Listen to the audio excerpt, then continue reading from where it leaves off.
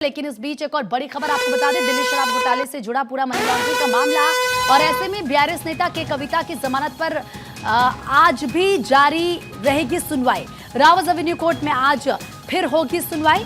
Special जज कावेरी बावेजा की अदालत में सुनवाई होनी है इस पूरे मामले में।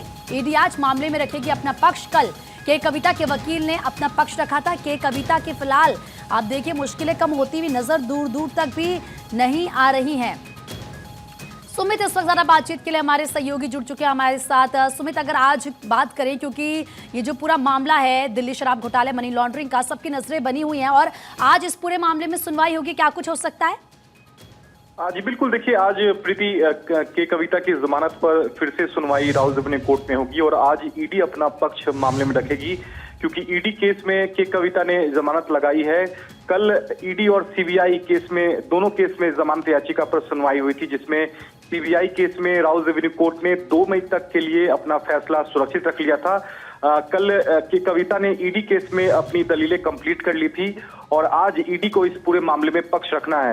निश्चित तौर पर ईडी के वकील जो हैं वो के कविता की जमानत का विरोध करेंगे, क्योंकि इस पूरे मामले में के कविता की जमानत का पहले भी ईडी विरोध कर चुकी है। जब अंतरिम जमानत के कविता की ओर से मांगी गई थी, तब उस वक्त कोर्ट ने अंतरिम जमानत याचिका के कविता की खारिज कर दी थी।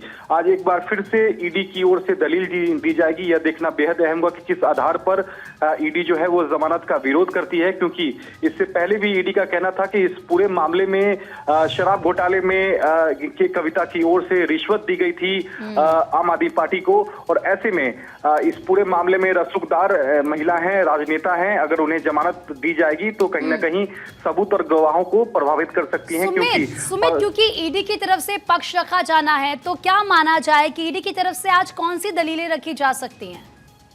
निश्चित तौर पर ईडी यहाँ जमानत का विरोध करेगी और इस पूरे मामले में ईडी की ओर से यही कहा जाएगा कि साउथ ग्रुप लॉबी की ओर से जो रिश्वत दी गई थी उसकी जो मुख्य किरदार के कविता है, और के कविता एक राजनेता है, एक प्रभावशाली महिला हैं, और इस लिहाज से के कविता को जो है वो जमानत जो है वो ना दी जाए। इस तरह की जो दलीलें हैं वो ईडी की ओर से आज दी जा सकती है। दोपहर 2 बजे के आसपास इस पूरे मामले को लेकर सुनवाई होगी। स्पेशल जज कावेरी बावेजा की अदालत में सुनवाई होगी, क्योंकि कल भी सीबीआई केस में उसी जज ने फैसला सुरक्षित रखा था और ईडी केस में भी आज दोबारा इस पूरे मामले को लेकर प्रीति सुनवाई होगी। ठीक है सुमित, यानी कि आज सबकी नजर इस पूरे मामले में बनी रहती है कि क्या के कविता को कुछ राहत मिल पाएगी या नहीं, क्योंकि सुनवाई पूरे मामले में जारी है और रावत एवेन्यू कोर्ट में आज फिर से इस पूरे मामले पर सुनवाई होनी है। स्पेशल जज कावेरी बावेजा की अदालत में ये सुनवाई होगी और जैसे कि सुमित ने भी कहा कि ईडी आज पूरे मामले में अपना पक्ष रखेगा।